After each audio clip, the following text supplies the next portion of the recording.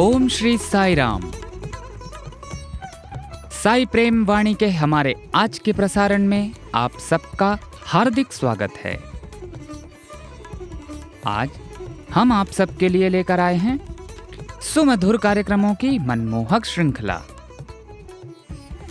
आज के प्रसारण में आप प्रेमावतार श्री सत्यसाई कार्यक्रम के अंतर्गत दिव्य जीवनी सत्यम शिवम सुंदरम पुस्तिका में वर्णित भगवान बाबा के अलौकिक जीवन काल के कुछ प्रसंग एवं दिव्यानुभव के अंतर्गत एक वार्ता सुनेंगे। हम गान सरिता के तहत एक गीत भी प्रस्तुत करेंगे। तो चलिए कार्यक्रम का शुभारंभ करते हैं।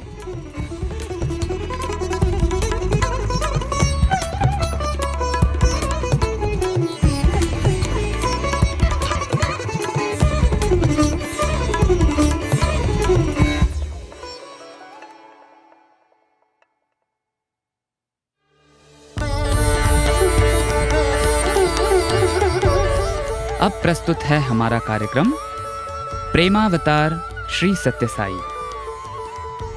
आज इसके अंतर्गत हम दिव्य जीवनी सत्यम शिवम सुंदरम भाग 2 पुस्तिका में वर्णित भगवान बाबा के जीवन काल के कुछ प्रसंगों का एक भाग सुनेंगे।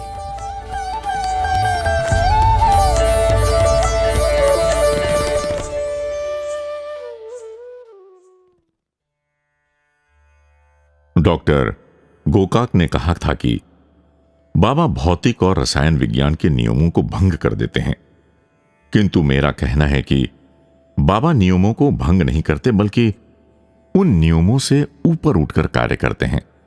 बाबा कल्पनातीत हैं। बाबा अद्भुत और चमत्कारपूर्ण, दिव्य और महान हैं। उन्हें इस रूप में स्वीकार कर लेना ही मेरे दुविधा और असमंजस से बचने का सुरक्षित मार्ग है। हम वैज्ञानिकों की स्थिति बड़ी दयनीय है। जितना हम पहले से जानते हैं, उस ज्ञान में जब कभी वैज्ञानिक थोड़ी सी भी अभिवृद्धि कर पाने में सफल हो पाते हैं, तो उस समय हमें यह ज्ञात होता है कि जो कुछ अभी तक हमारे ज्ञान में नहीं आया है, वो ज्ञात से कहीं अधिक है। इस प्रकार ज्ञान की अभिवृद्धि के साथ साथ हमारे अज्ञान का क्षेत्र भी बढ़ता जाता है। इस समय जबकि मैं आपसे बातें कर रहा हूं, मनुष्य द्वारा निर्मित एक यंत्र पृथ्वी से लाखों मील दूर चंद्र तल पर 18 इंच लंबा और 9 इंच गहरा एक गड्ढा खोद रहा है। हम जानते हैं हम केवल ज्ञान या जानकारी ही प्राप्त कर सकते हैं, किंतु प्रज्ञा वो तो बाबा से ही प्राप्त हो सकती है। भगवान ही निकटतम भाई, बंधु और कुटुंब संबंधी हैं।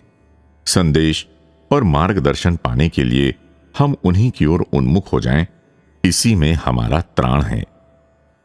उन 3 दिनों में बाबा ने जो उपदेश दिए, उनमें उन्होंने समर्पण के महत्व पर बहुत बल दिया, जिससे कर्म सार्थक और आनंददायक हों। बाबा ने कहा कि मनुष्य को अपने अंतर की दिव्यता का सदा स्मरण रखना चाहिए, ताकि वो पशु न बन जाए जो स्वयं भयभीत रहता है और दूसरों को भी भयभीत करता है। बाबा ने समझाया कि जो मनुष्य ये जानता है कि वो नश्वर देह नहीं बल्कि अमर आत्मा है, उसे भय कभी छू नहीं सकता। वो नित्य अभय रहता है। मद्रास से बाबा नीलगिरी पर्वत पर पहुंचे। वहां से अरब सागर के तट पर स्थित कालीकट में थोड़े से समय के लिए रुकते हुए अन्नामलाई की पहाड़ियों पर, जो कॉफी और चाय के बागानों का क्षेत्र है, एक हाई स्कूल के उद्घाटन के उपरांत गुरु पूर्णिमा उत्सव के लिए प्रशांति निलयम में एकत्रित अपने भक्तों के बीच जा पहुंचे। गुरु पूर्णिमा का उत्सव शिव शक्ति के अद्भुत और अविस्मरणीय चमत्कार के बाद एक युगांतरकारी स्वरूप धारण कर चुका है। एक सप्ताह पश्चात बाबा व्हाइट फील्ड पहुंचे और वहां से समुद्र तल से 4000 फीट की ऊंचाई पर स्थित शांत पर्वतीय स्थल होर्सले हिल गए और वहां कुछ लोगों के साथ कुछ दिन ठहरे। आसपास घाटी में रहने वालों को यह ज्ञात होने में विलंब नहीं हुआ कि बाबा उनकी उपस्थिति से उस क्षेत्र को आलोकित और उपकृत कर रहे हैं और उन 2 सप्ताहों में प्रतिदिन वहां बड़ी संख्या में लोग बाबा के दर्शन के लिए एकत्रित हो जाते थे और बाबा उन्हें अपने हाथों से विभूति देकर कृतार्थ करते थे। जो थोड़े से भक्तगण बाबा के साथ पहुंचे थे, उन्हें साधना संबंधी अनेक जटिल समस्याओं को बाबा के समक्ष रखने और उनका समाधान पाने का दुर्लभ सौभाग्य प्राप्त हुआ। चमत्कारों के संबंध में बाबा कहते हैं, आप इन्हें चमत्कार कहते हैं, किंतु मेरे लिए तो ये सब स्वभावगत हैं। आप इन रहस्यों का समाधान नहीं पा सकते, किंतु मेरे लिए ये कोई रहस्य नहीं है। ये तो मेरी अनिवार्य चमत्कारिकता के अंग मात्र हैं। हॉर्सले हिल पर भक्तजनों को अनेकों दैवी रहस्यों का अनुभव हुआ। घूमते हुए लोग एक पगडंडी पर चले जा रहे थे कि चमेली की लता से एक पुष्प तोड़कर बाबा ने उसे सूंघा और वो एक चमकते हुए हीरे में परिवर्तित हो गया। एक दिन बाबा ने रास्ते में चलते हुए एक पत्थर उठाया और एक भक्त को दे दिया। उसके आश्चर्य का कोई ठिकाना नहीं रहा जब उसने पाया कि उसके हाथ में पत्थर के स्थान पर मिश्री थी। एक दिन बाबा ने हवा में हाथ हिलाकर जप मालाएं सृजित की और साधकों को बांट दी। सुस्वादु और सुगंधित मधु से परिपूर्ण एक चांदी का पात्र इसी प्रकार तत्क्षण सृजित किया और अपने अनुग्रह के प्रसाद के रूप में मधु सबको वितरित कर दिया। इस चमत्कार पूर्ण सृजन के रहस्य को उसका स्रष्टा ही जान सकता है कि कब, कहां और कैसे चमत्कार प्रकट हों। थियोसॉफिकल सोसाइटी के श्री हॉवर्ड मार्फेट और उनकी पत्नी हॉर्सले हिल पर बाबा के साथ थे। उन्होंने लिखा है, जब मैं भारतवर्ष आया था तो मैं कोई दोषान्वेषी या मानवद्वेषी अथवा हठधर्मी तो नहीं था, किंतु मैं शंकाशील अवश्य था, और वो भी ऐसा नहीं कि असाध्य रहा हूं। मेरी दृष्टि सदा सावधानी के साथ विश्लेषणपूर्ण वैज्ञानिक दृष्टि रही है। किसी बात पर विश्वास करने से पूर्व मुझे स्वयं उसे देखकर और स्पर्श करके समझने और अनुभव करने की आवश्यकता होती थी। परिस्थितियों का कुछ ऐसा जाल फंसा जिसे मैं कहूंगा कि वो सब बाबा की ही कृपा थी कि मेरी बाबा से भेंट हुई। बाबा ने मेरे प्रति दया की। मैंने बहुत सी आश्चर्यजनक और अविश्वसनीय वस्तुएं देखीं और अपने हाथों से छुईं। मैं अपने भीतर की सभी आलोचनाओं और जिज्ञासाओं की पूर्ण संतुष्टि के बाद इस निर्णय पर पहुंचा कि चमत्कार होते हैं। प्रत्यक्ष को प्रमाण की आवश्यकता नहीं होती है। मॉर्फेट लिखते हैं कि एक दिन बाबा ने कहा, सिमटाकर मन के सब विस्तार, लांघ कर बुद्धि विचार प्रचार, पार कर सारे ही ब्रह्मांड, पहुंचो सब द्वारों के पार। जहां होती सीमाएं ध्वस्त, शून्य से परे जहां सब एक। और उसी क्षण हवा में अपना हाथ घुमाकर एक चित्र सृजित किया और एक भक्त को दे दिया। चित्र विराट पुरुष का था, जिसमें सभी देव और दानव, सभी लोग, संपूर्ण सृष्टि, नाना जीवों आदि के साथ साथ स्वयं बाबा अपने वर्तमान सत्यसाई रूप में तथा पूर्व शिरडी साई बाबा के रूप में दृश्यमान थे। मॉर्फेट ने लिखा है, इन सब चमत्कारों में जो महानतम चमत्कार है उसे हमें भुला नहीं देना चाहिए। वो चमत्कार है उनके प्रेम का, उनके दिव्य प्रेम का। बाबा का प्रेम सबके प्रति है, व्यापक, सार्वभौमिक और साथ में ही व्यक्तिगत भी। आप अनुभव करते हैं कि बाबा का आपके प्रति प्रेम है, सीधे आपके लिए है। आप पर बाबा का अनुग्रह है। एक भक्त इसी बात को इस प्रकार कहता है, प्रत्येक व्यक्ति ऐसा अनुभव करता है कि बाबा उसको सबसे अधिक चाहते हैं, उस पर उनकी विशेष कृपा है। ये विशुद्ध निर्मल प्रेम जो सार्वलौकिक है और व्यक्तिगत भी, मूलभूत चमत्कार है जिससे अन्य चमत्कारों का उद्भव होता है। प्रेम की ये धारा हमें ऊपर उठाते हुए हमें हमारे सच्चे स्वरूप का आत्मज्ञान कराती है कि हम वही आत्मा हैं जो सभी जीव जगत में समान रूप से व्याप्त है, समस्त सृष्टि और उसका सृष्टा, और हम सब एक हैं।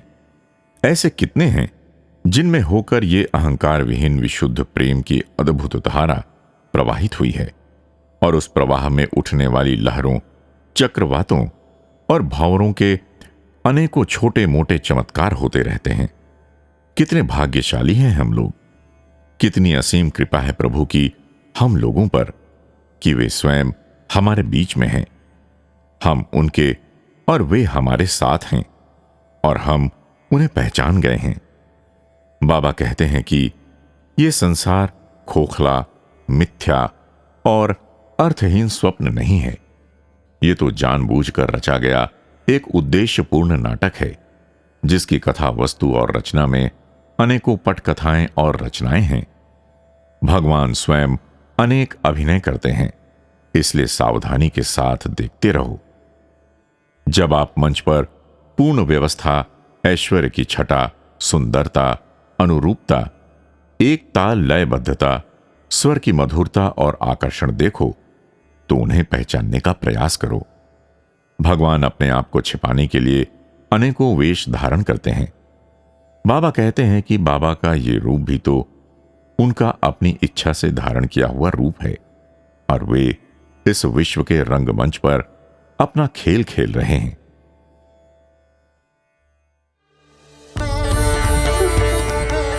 अभी आप सुन रहे थे हमारा कार्यक्रम प्रेमावतार श्री सत्य साई। आज दिव्य जीवनी सत्यम शिवम सुंदरम भाग 2 पुस्तिका में वर्णित भगवान बाबा के जीवन काल के अलौकिक प्रसंगों का एक भाग प्रस्तुत किया गया था।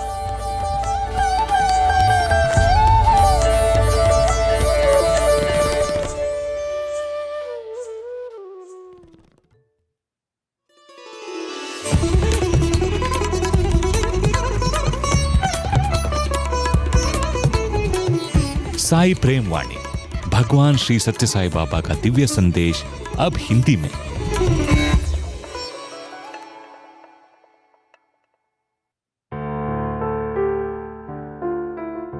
अब प्रस्तुत है हमारा कार्यक्रम दिव्यानुभव।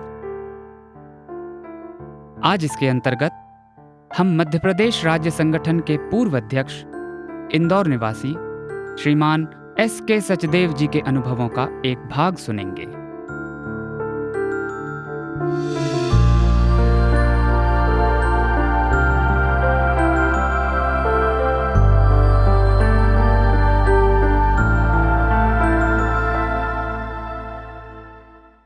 देखिए भगवान की क्या असीम कृपा है। सन 74 के जनवरी में उन्होंने हमको राजा मुंदरी बुलाया, और जनवरी 75 में भगवान ने हमको पुट्टपर्ती बुला लिया। और पुट्टपर्ती बुलाया उसलिए कि भोपाल में एक परमाली वैलिस लिमिटेड बहुत बड़ी कंपनी है, जिसके के managing director mister Ranjit Vitthal Das ji थे। और वो वहाँ पर उनके प्रेमिसेस में, वहाँ फ्लोर मिल थी उनकी, उस फ्लोर के मिल के प्रेमिसेस में वहाँ भोपाल समिति का भजन होता था। और हमारी ऑर्गेनाइजेशन की इच्छा थी कि वो हमारे साथ मिलें, और आगे पीछे जो भी फंक्शन होगा या जो भी आगे कार्यक्रम होने वाले हैं उसमें वो भी सम्मिलित हों, ताकि एक बड़ा व्यक्ति जब कोई साथ में मिलता है तो कार्यक्रम और ऑर्गेनाइजेशन की ग्रोथ होती है। तो उनको रिक्वेस्ट करी, तो रंजीत विट्ठल दास जी जो थे वो भी तैयार हो गए कि मैं भी पुट्टपर्ती चलने को तैयार हूँ। तो जनवरी के महीने में रंजीत भाई जी, उनकी मिसेस, शेठ साहब, मैं, एक दो और व्यक्ति, हम सब लोग पुट्टपर्ती पहुँच गए। उस वक़्त पुट्टपर्ती में ठहरने का पूरा कोई इंतज़ाम नहीं था, लेकिन रंजीत भाई जी को एक वहाँ W1 में गांधी जी रहते थे, जो कि बंगाल के कलकत्ता में ट्रस्ट कन्वीनर थे, उनके घर पे रोका, और साथ में हम लोग जो थे दूसरी जगह पे रुक गए। तो उसमें भगवान ने हम लोगों को इंटरव्यू के लिए बुलाया। इंटरव्यू से पहले हम लोग वरांडे में बैठे हुए थे, तो और भी बहुत से लोग वरांडे में बैठे हुए थे। एक व्यक्ति जिन्होंने एक गीता की पुस्तक छपाई थी, गीता की पुस्तक इतनी सी 2 इंच बाई 2 इंच की, जिसमें पूरे 18 अध्याय आए हुए, और वो सबको बांट रहे थे, हमको भी मिली और लोगों को भी बांटी। उसके बाद स्वामी ने हम लोगों को अंदर बुलाया। हमारे साथ स्वामी ने और भी एक स्पेंसर होटल के सिंह साहब थे कलकत्ता के, उनको बुलाया।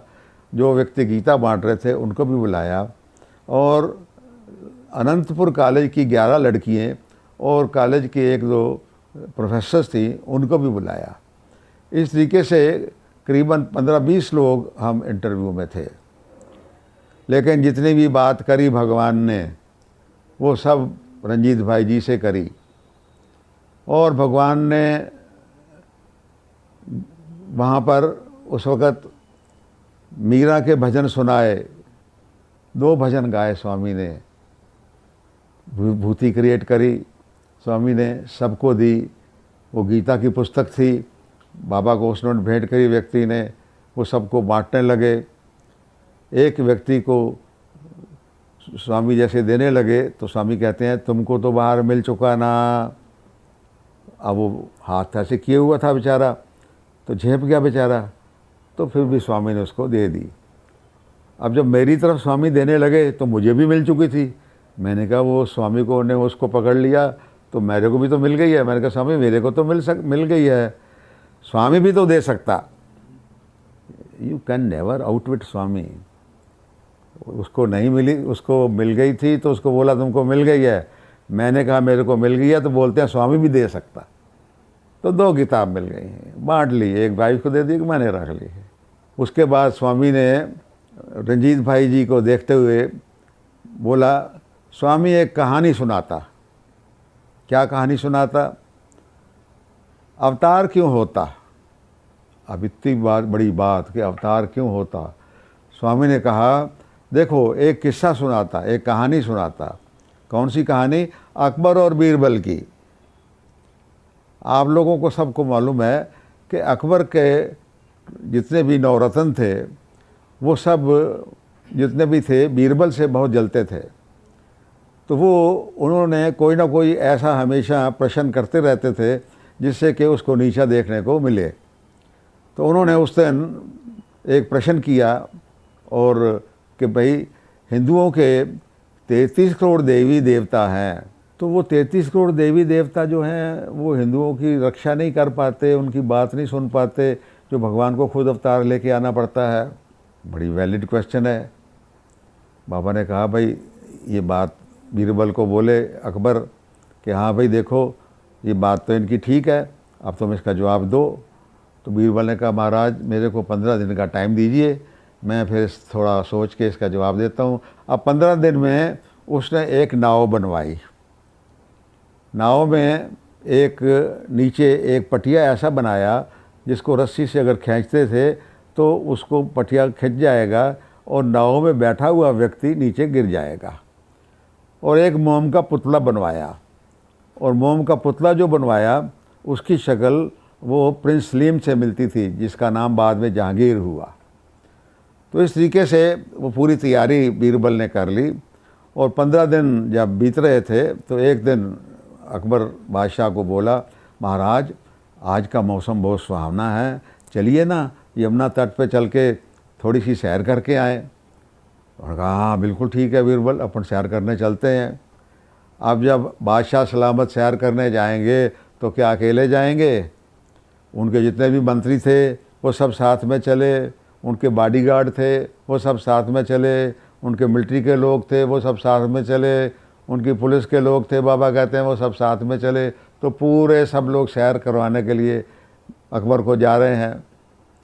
अब वो जब जमुना से दूर से जैसा कि इंतज़ाम बीरबल ने किया हुआ था कि वो नाव जमुना में तैर रही थी, चल रही थी, और वो बच्चा जो था उसको चला रहा था। तो अचानक बीरबल ने कहा महाराज देखिए वो आपका बेटा सलीम छोटा सा है और वो नाव में देखिए कितनी खूबसूरत नाव चला रहा है जमुना में। अरे इतनी उम्र में अगर इतनी नाव चला रहा है, बड़ा होकर तो साहब ये बहुत बड़ा बनेगा, आपका नाम रोशन करेगा। अब कोई भी पिता जब उसको उसके बेटे का बारे में बताया जाए तो उसको बहुत खुशी होती है। तो अकबर बादशाह भी बहुत खुश हुए कि हाँ मेरे बेटे सरी का तो कोई हो ही नहीं सकता।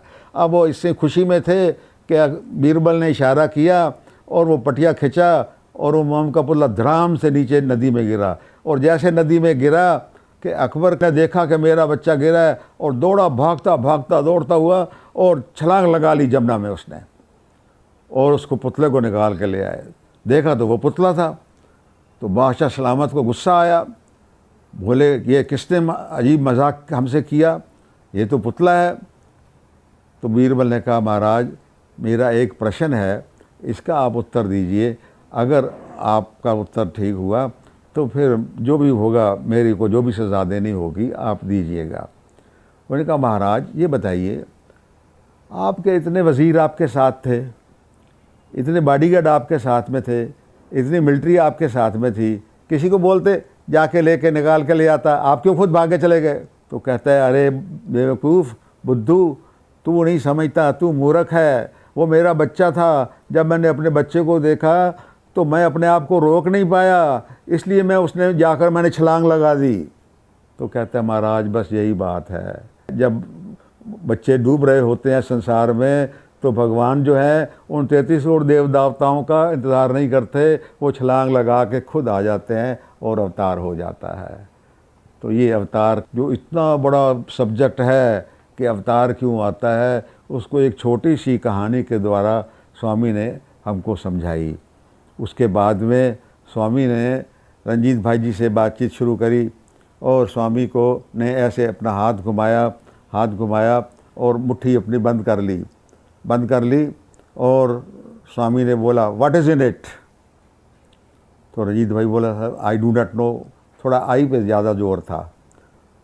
तो स्वामी ने बोला हु आर यू?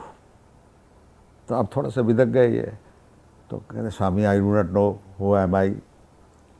तो स्वामी ने अपना हाथ खोल दिया, तो उसमें एक मेडालियन था, जिसमें एक तरफ दुर्गा माता की फ़ोटो बनी हुई थी, इंस्क्राइब थी, शेर के ऊपर चढ़ी हुई है, हाथ में नेज़ा भाला लिया हुआ है, नीचे राक्षस पड़े हुए हैं, और दूसरी तरफ फूल था।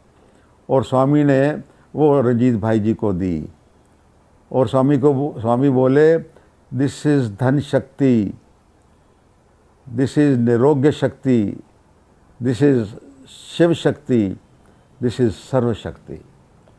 सभी शक्तियाँ जो थी भगवान ने उनको दे दी, उनको निरोगी भी कर दिया, उनको जो है धन भी दे दिया, उनको शक्ति भी दे दी, और सारा कुछ उनको दे दिया। उसके बाद वहाँ पर लड़कियाँ खड़ी थी, स्वामी ने लड़कियों को एड्रेस करना शुरू किया, बात शुरू करी। तो स्वामी को कहने लगी Swami we want your photo, Swami we want your photo. हर एक फ़ोटो बोले okay okay okay, how many? 11। तो स्वामी ने ऐसे हाथ घुमाया और वो 11 फ़ोटो स्वामी के हाथ में आ गए, उसी पोज के जिस पोज पे स्वामी खड़े हुए थे, और वो 11 लड़कियों को स्वामी ने वो फ़ोटो दे दिए।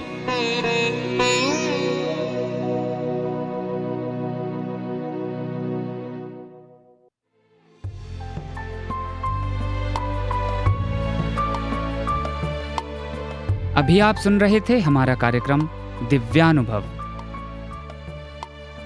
आज इसके अंतर्गत मध्य प्रदेश राज्य संगठन के पूर्व अध्यक्ष इंदौर निवासी श्रीमान S.K. सचदेव जी के अनुभवों का एक भाग प्रस्तुत किया गया था।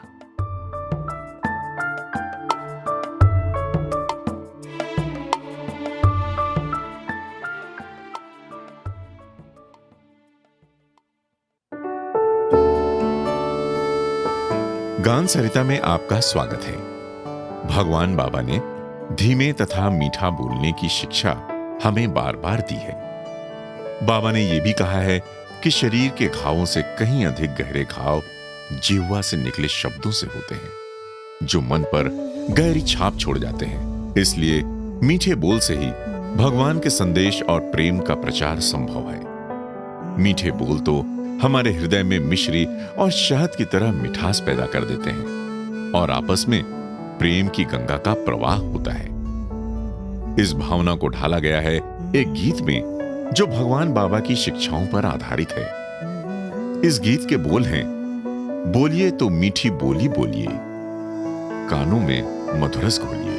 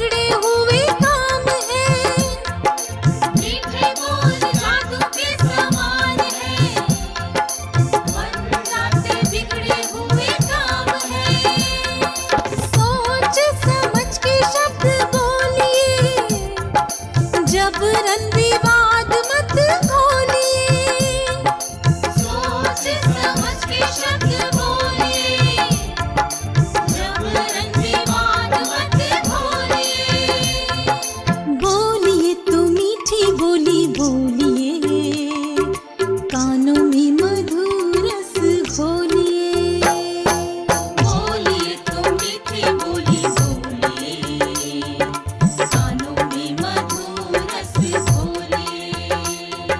बोली तो मीठी बोली बोले, कानों में मधुर रस घोले। बोली तो मीठी बोली बोले, कानों में मधुर रस घोले। प्रिय भाइयों और बहनों, गीत को सुनने के बाद लग रहा है कि इस गीत ने वास्तव में हमारे हृदय में मिश्र की मिठास घोल दी है। स्वामी की शिक्षाओं से ओतप्रोत इस गीत को श्री सत्य साईं बाल विकास कार्यक्रम के लिए तैयार किया गया है। श्री सत्य साईं बुक्स एवं पब्लिकेशन ट्रस्ट मध्य प्रदेश द्वारा इस गीत को साईं संस्कार गीतमाला भाग 1 में लिया गया है। जनवरी 2018 में प्रशांति निलयम में बाल विकास के पूर्व छात्रों के सम्मेलन में इस गीत को साईं कुलवंत हॉल में मध्य प्रदेश व छत्तीसगढ़ के छात्रों ने भाव सहित प्रस्तुत किया था।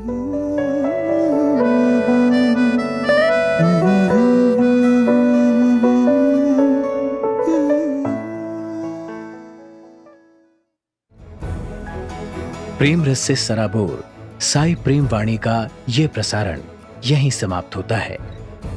उम्मीद है हमारा आज का कार्यक्रम आपको पसंद आया होगा। अपने सुझावों को हम तक जरूर भेजें। हमारा व्हाट्सएप नंबर है 9393258258 9393 258 258। हिंदी भाषा में हमारी ये सभी प्रस्तुतियां YouTube पर भी उपलब्ध हैं। इन्हें वहां देखने या सुनने के लिए हमारे YouTube चैनल को सब्सक्राइब करें और कमेंट बॉक्स में अपने सुझाव देना ना भूलें।